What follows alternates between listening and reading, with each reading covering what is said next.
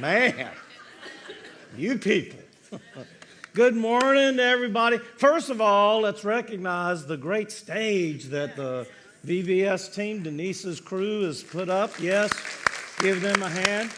I don't know if any of them are in here, but we appreciate you and thank you for all you're doing to get our building ready for a great VBS this summer. And as you know, that it's right around the corner. And also, truly, happy Father's Day to all of our dads.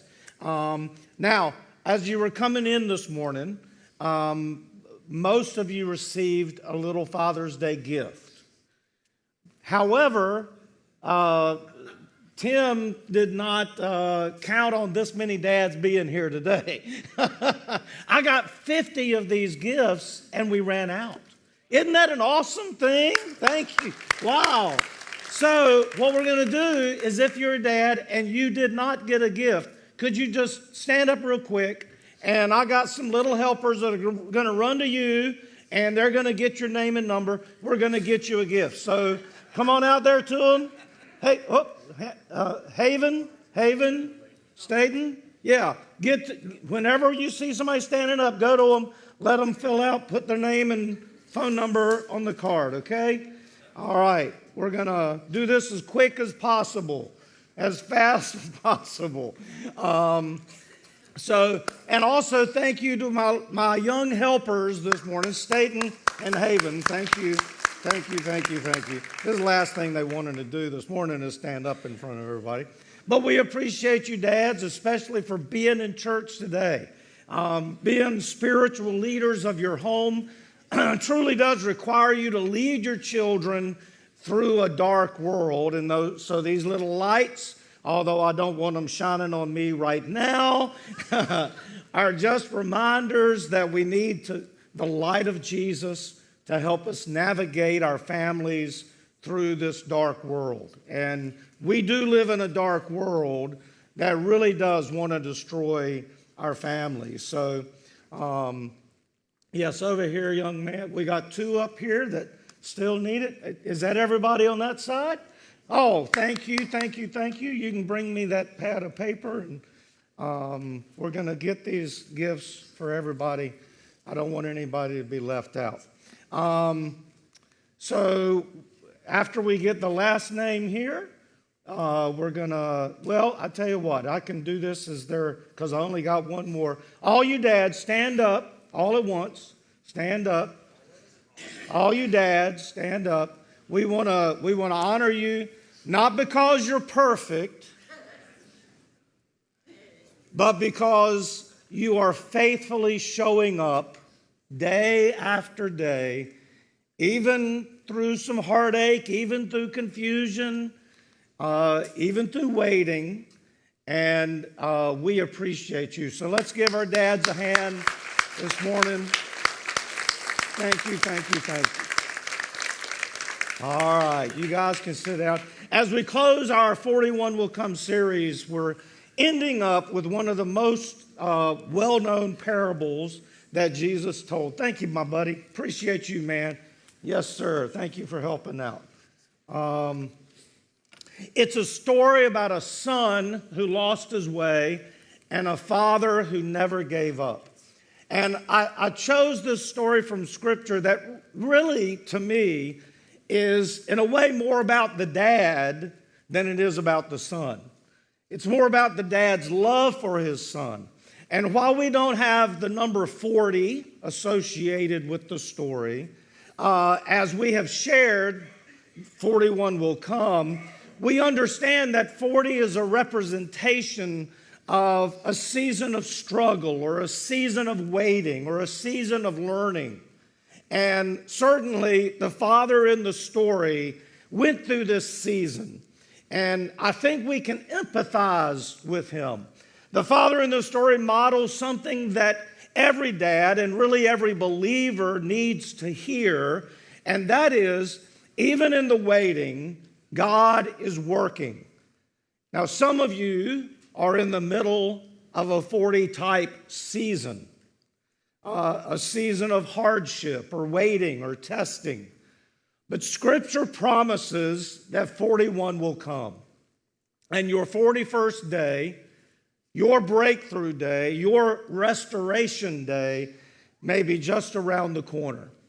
I got this book and I read it. It's entitled Come Back, Barbara. And in this book, we read about a father's pursuit of his prodigal daughter. And he watched his child make painful decisions. And he prayed and he waited. And some days he felt like giving up. But he didn't. And one day a call came and a door opened and a heart softened and restoration began. And we learn more about John and Barbara's story. And I'll share that with you as the message continues.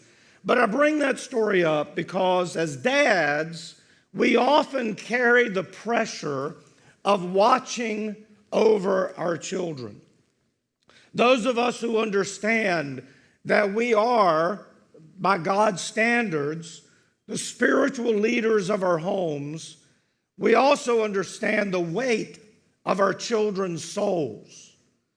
And this story reminds us that even godly dads face seasons of heartbreak. And that waiting is a part of the journey of fatherhood. And that grace, not perfection, is what defines a faithful dad. It also reminds us that while many dads are still in their day 40, God has not forgotten them. There is hope for day 41.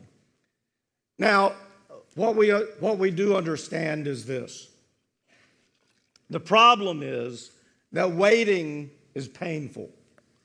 Whether it's a child walking away from faith or the family, a marriage stretched thin, a feeling of failure or regret, or just the exhaustion of not seeing change. Day 41 feels a long ways away, and doubt can creep in, and it's tempting to give up. But Jesus tells us a story of a father who didn't give up, a father who waited with hope. And Jesus tells this story that gives us hope, a story where the father doesn't run after the son, but he waits. And he waits with hope and with grace and with open arms. You see, the solution isn't in chasing down what's lost. It's in preparing our heart for restoration. And so today we're going to look at 3 stages of the father's journey in this story and what they teach us about becoming a 41 father. And when the 41st day comes, everything will change. And the big idea for this message today is this: that faithful fathers endure the wait with grace, hope, and open arms because 41 will come. Now, the first thing I want us to notice about the story is this. We want to notice the father's grief, the pain of day 1 through day 40. And before we see the joy at the end of the story, we have to sit through the sorrow that begins it. Now, listen, all dads who are decent dads begin a journey with their children with joy and anticipation, right? I mean, what dad among us, when our baby was born and we looked at that child and we realized my life has just changed? Anybody here recognize that feeling? My life has just changed. Life is no more about doing just what I want to do. It's not just about fun and games anymore. Now there is a child who has a dependency upon myself and my wife, and we have to be responsible. We have to grow up. And so this creates a burden within us, but it also creates a great joy. We see these beautiful children, and we want them to experience the very best in life. And as our children grow up, they also begin to have a mind of their own. Anybody here recognize that?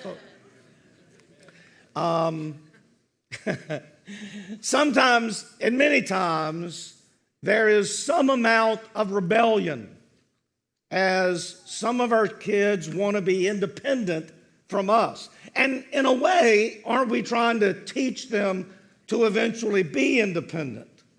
And sometimes it's hard for us to let them be independent, especially as we see them making decisions that we think, man, that's not really the best decision. And so this often can lead to that season of 40, that season of testing, if you will. We often don't even know how to deal with our children when they're wanting to jump ship and swim out in the dark sea of life alone. Right? Y'all are with me, right? This is where the Father's journey in our passage begins today. Not with the celebration of his youngest son being born and loving him, but it begins with heartbreak as that son wants his independence. So let's go to Luke 15, beginning in verse 11. There was a man who had 2 sons. And the younger one said to his father, "Father, give me my share of the estate." So he divided his property between them. Not long after that, the younger son got together all he had, set out for a distant country, and there squandered his wealth in wild living. And after he had spent everything, there was a severe famine in the whole country, and he began to be in need. And so he went and hired himself out to a citizen of that country who sent him to his fields to feed pigs. Understand, that would be the worst job for a Jewish boy to have, right? Feeding the pigs. But he longed to fill his stomach with the pods that the pigs were eating, but no one gave him anything. So, as we look at this story so far, the father gave the younger son what he asked for, and the son left. Father lost more than wealth in that transaction. He lost a connection. He lost influence. He lost presence. And we don't read about the father in these verses, but can't you feel his hurt? The absence of his son, his grief, his silence. I mean, the father watched his son walk away. And again, he lost much more than property. He experienced heartbreak and shame and uncertainty. Now, in this book, I sort of introduced you to, Come Back, Barbara. Jack Miller is the dad. And he was a respected pastor, a teacher, and a father who loved his daughter deeply. But when Barbara entered adulthood, she turned away, not just from her parents, but from her faith that she had grown up in. And in her own words, she rejected everything that she had been taught to believe. She questioned her parents' motives, their lifestyle, and even their love. And Jack described receiving letters from Barbara filled with anger and sarcasm, and he felt powerless. There were sleepless nights and long stretches of silence. This was his 40-day season, a season filled with grief and guilt. What did I do wrong? What did I miss? Was I not a good dad? Was I not a father who led her to believe in Jesus? And questions that he just couldn't answer. And like the father in Luke 15, Jack couldn't chase down or fix her choices. He simply waited with a broken heart. Now, I read about another dad named John who was a faithful Christian dad. He raised his kids in church. He led devotions at home. He prayed with them before bedtime. But when his son Andrew hit college, everything changed. Andrew walked away from the faith, began partying, and eventually cut off all communication with his parents. John was crushed. Every morning he checked his phone. Every night he left a light on. He told no one how much he cried. His 40-day season lasted for years. Some of you may remember the name Tony Dungy. Anybody recognize that name? The former NFL coach, Hall of Famer, lost his 18-year-old son to suicide in 2005.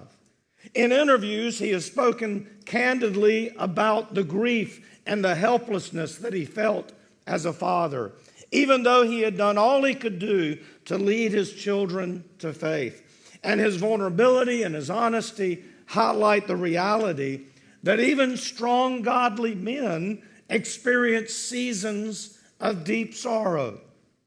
Here's a man highly successful in life, and yet he had struggles like all men and all dads. Now, many fathers today are walking through that 40-day season of pain, waiting for a child to return to faith, enduring financial or relationship hardships, or questioning their impact. Many dads, even here today, know what it feels like to be heartbroken. And you're not alone as you go through that. You should know God sees your pain because He has been there, because He is the Father in the story. You are not forgotten. In fact, pretty much every one of us were the younger son at some point. And God patiently waited for us to come home. Now, whether you are a dad or not, I believe that this is true of you today. You may not be able to stop the pain, but you choose to respond to it. And that's the important part. How you choose to respond is so important. Your heartbreak is not hidden from God. He is near to the brokenhearted.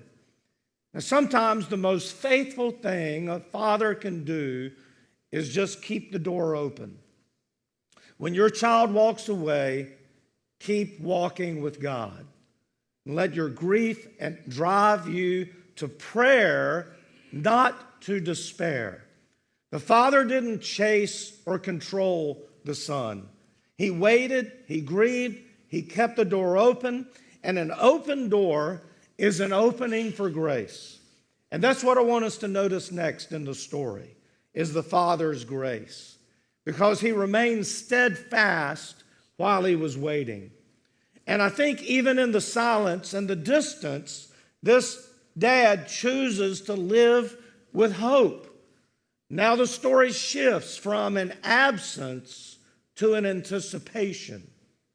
So we go back to the text in Luke 15:17. Now we're talking about the son, and it says, when he came to his senses. I love that part. Don't you, as moms and dads? When that child comes to their senses, he said, how many of my father's hired servants have food to spare, and here I am starving to death?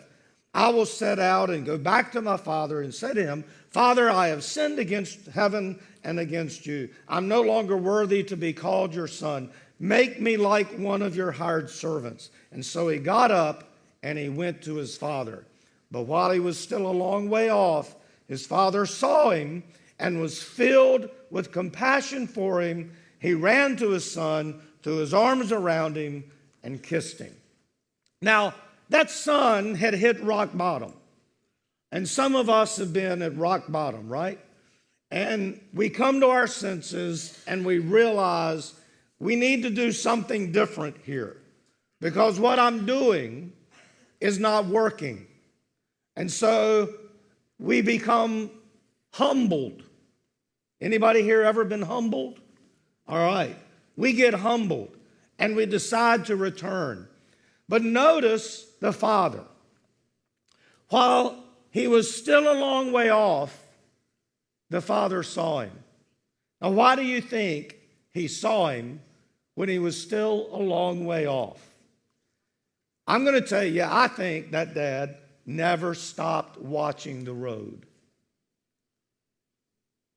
He ran to meet his son, not with lectures, but with love. And the son came to his senses, but when he arrived, the father was already waiting and ready. The father ran to meet him, not with anger, but with compassion. As I look back at this book, Come Back, Barbara, Jack never gave up. And though his heart was aching, he kept writing Barbara letters, not lectures, but reminders of his love and belief that God still had a hold on her life. He didn't try to manipulate her back.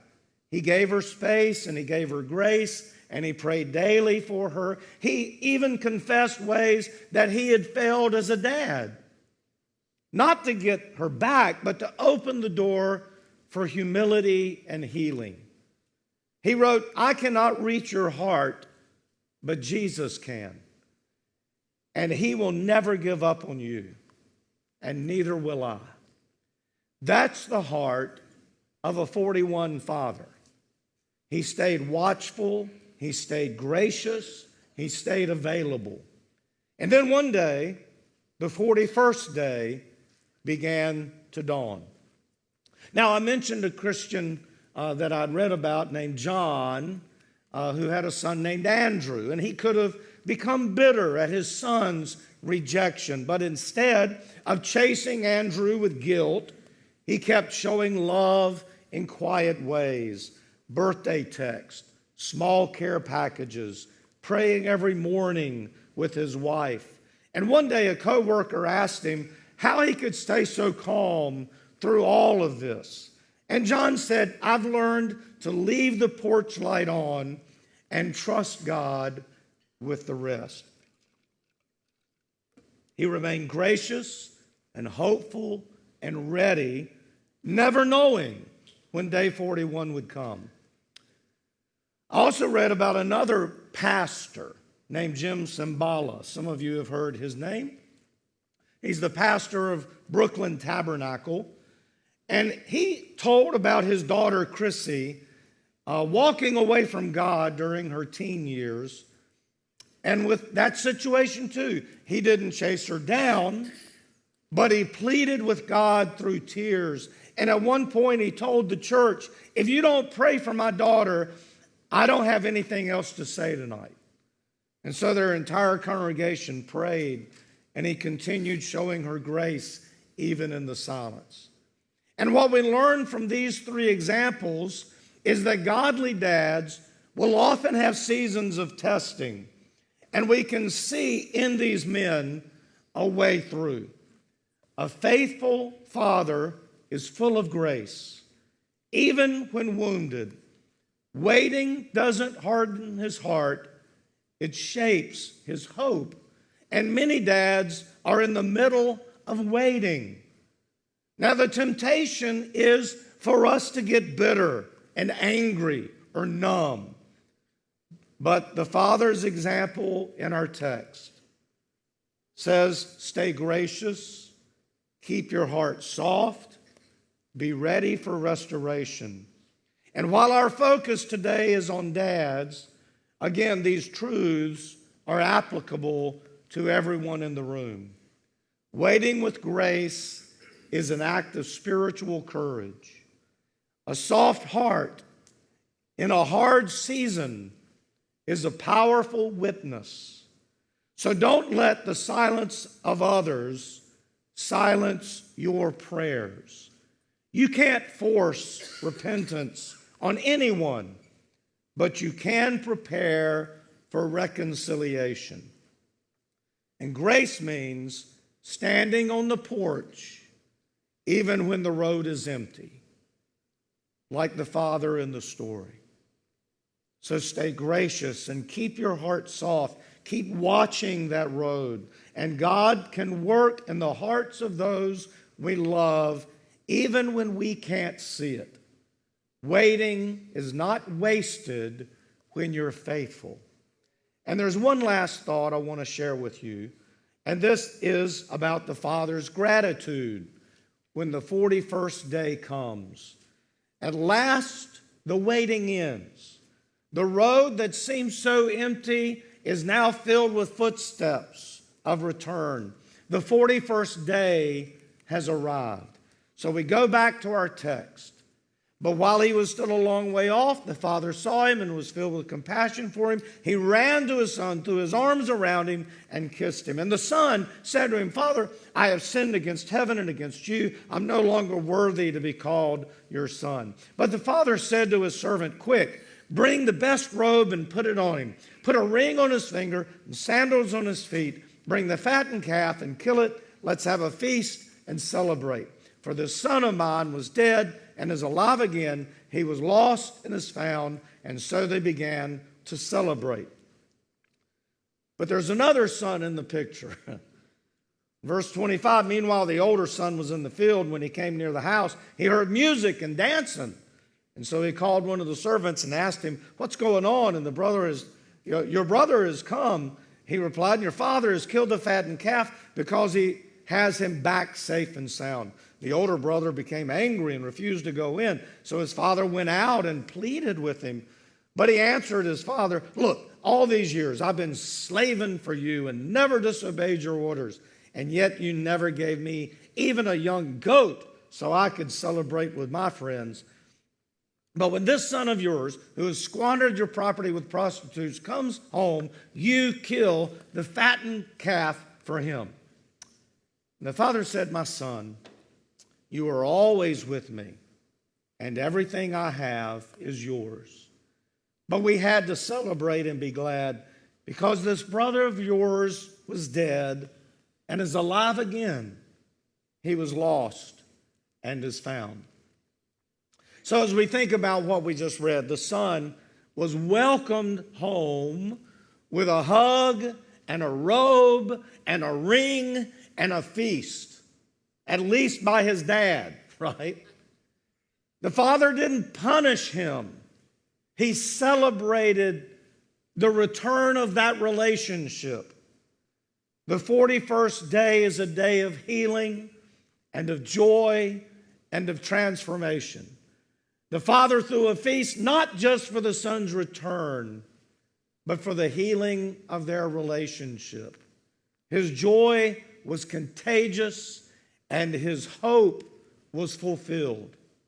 Now, in the story of Barbara and Jack, Barbara eventually reached a breaking point.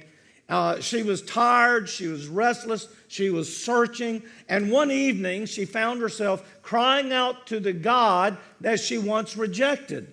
And slowly, painfully, and yet beautifully, she began to come back. And she wrote Jack a letter, not with sarcasm, but with tears. She said, I'm beginning to wonder if you were right all along about Jesus. Wow. And they built their relationship, and they forgave one another, and they actually co-wrote this book, Come Back, Barbara, as a testimony, not just of reunion between a dad and a daughter, but of redemption between a prodigal and her God. That was Jack's 41st day. His waiting had not been in vain. His grace had not gone unnoticed. His joy had come. Now, as I mentioned the story of John and his son Andrew, John also had a day 41. On a random Tuesday afternoon, years later, Andrew called, Dad, I'm tired. I've made a mess of things. Can I come home? And John choked back tears and said, the door has always been open. And that Sunday, they sat together at church. And the entire time, John silently wept, not because his son was perfect, but because day 41 had come. Jim Cymbala also had his day 41. Months later, Chrissy returned home unexpectedly. She fell to her knees and asked for forgiveness and restoration. And Jim's story has been shared in books and interviews as a testimony of God's power to bring wandering children home and the deep joy that follows. Fathers who remain faithful through the hard times, and we can add moms in there too, will see the fruit of their endurance. Restoration is possible. God can bring our child home. Our family and our hope can be returned. Keep believing. Keep preparing your heart for that day. Whether you are a dad or not, don't give up. Your 41st day may be closer than you think. The 41st day may not come the way you expect, but with God, it will come. So be a day 41 dad. Not perfect, but patient. Not in control, but full of compassion. Not rushed, but resilient. So how do we keep going when the waiting gets long and the road continues to seem empty? The Apostle Paul reminds us that perseverance has a purpose. In Galatians 6:9 we read, "Let us not become weary in doing good, for at the proper time we will reap a harvest if we do not give up." Sometimes doing good means simply waiting well, not fixing things, just waiting with trust. And the prophet Jeremiah, in one of the darkest seasons of his life, penned these words in Lamentations chapter 3, verses 25 and 26. "The Lord is good to those whose hope is in him, to the one who seeks him. It is good to wait quietly for the salvation of the Lord." And if you're in a season of stress or turmoil, especially as a dad or a parent, don't forget, God may be doing his deepest work in you while you are waiting. The writer of Hebrews encourages us to see difficulty not as a punishment, but as a training from a loving Father. In Hebrews 12:7, we read, "Endure hardship as discipline. God is treating you as his children, for what children are not disciplined by their father?" So fathers and father figures, I want to challenge you. Are you in the middle of a 40 season? Do you need encouragement to keep waiting, loving, and hoping? Pray for those waiting for their 41st day. And for all of us, whether a dad or mom, a grandparent, a sibling, or just as an individual, please hear this encouragement. Don't stop praying. Your day 41 might be tomorrow. It might be the end of this day. When restoration comes, celebrate first. Your joy doesn't depend on perfection, but on presence. And the 41st day is not the end of the story. It's really the beginning of a new story. So be ready to run, not with conditions, but with compassion. And I want to leave you with a couple of questions to ponder before we go into our communion time. Ask yourself, am I in a season of waiting? And how can I choose grace instead of bitterness while I wait? And secondly, is there someone in my life that I need to run toward with forgiveness instead of waiting for them to earn it? I want you just to think about those two questions, and we're going to have communion together in just a moment.